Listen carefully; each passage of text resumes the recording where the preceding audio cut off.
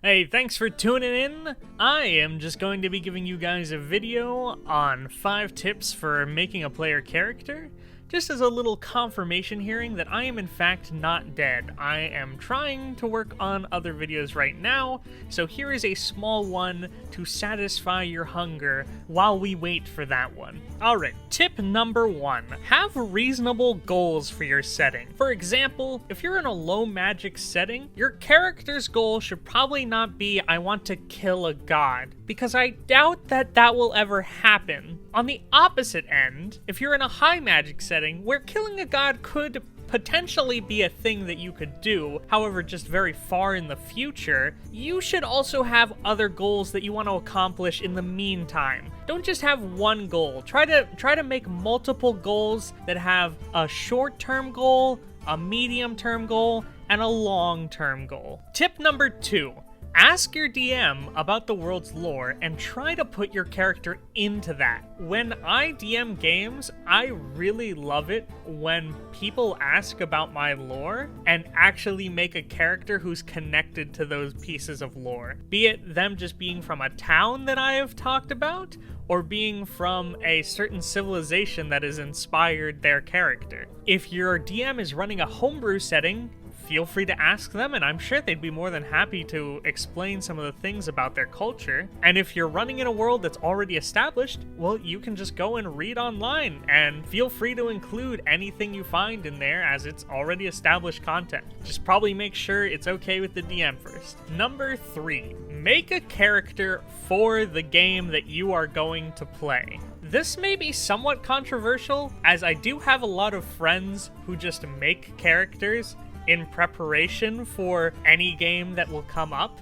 but I don't really think that that fits in with Dungeons and Dragons that well. I feel like if you have a character that's more custom catered to your game, that you're going to get more out of that experience. For example, if you had this idea for a super powerful paladin who will smite all evildoers and be the almighty symbol of justice, and all of a sudden the next game you're in is about stealing a jewel, that's not gonna fit.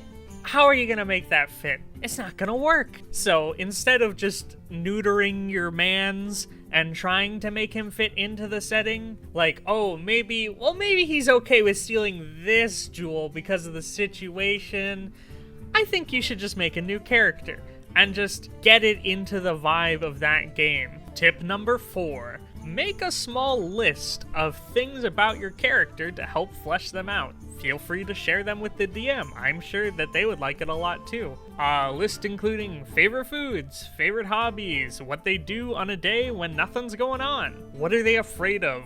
What is their goal for now and for later? How do they feel about the gods? What is their family like? Stuff like that, just for example, but feel free to make a giant list and just list off things they like. The more that you have about your character, the more that you can act on, and it's just an interesting little thing that makes your character feel more alive. Like when your character is actually afraid of snakes, and you end up coming to a snake and being very afraid of it, it's a neat little character moment. When you play an adventurer who's not afraid of anything, it's just kind of weird. The final tip number 5, think of possible arcs for your character to go through. Plan them out and make your character dynamic. When it comes to character arcs, it's not something that's seen too often in games. I feel like people just kind of forget the fact that their character has been on an adventure for years with their friends, and they still act like it's the same exact character from day one. You're going to change with the people around you and adapt and live a different life, so you should have those changes actually affect your character. For an example of what I'm talking about with planning out your arcs, I had a lizard folk who grew up in a swamp, so he believed that he was actually a frog for a long time.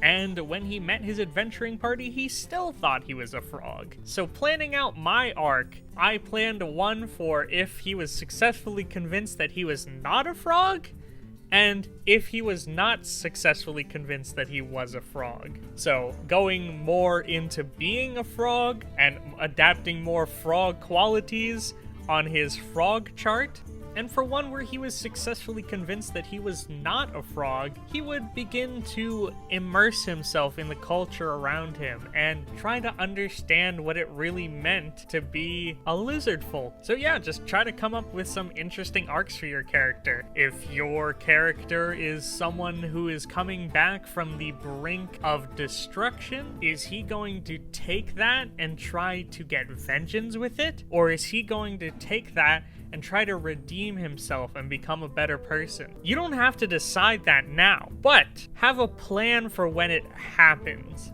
for when there's a good moment in the game where that will come up. That's gonna do it for now, folks. Thank you all for listening. I really appreciate all the support I have been getting on here. And hey, if I get up to 100 subscribers, I will probably do a special little thing. What is that thing? I have no idea yet, but I will definitely plan for one if it happens. Thank you all for listening. I love you all, and have a good night.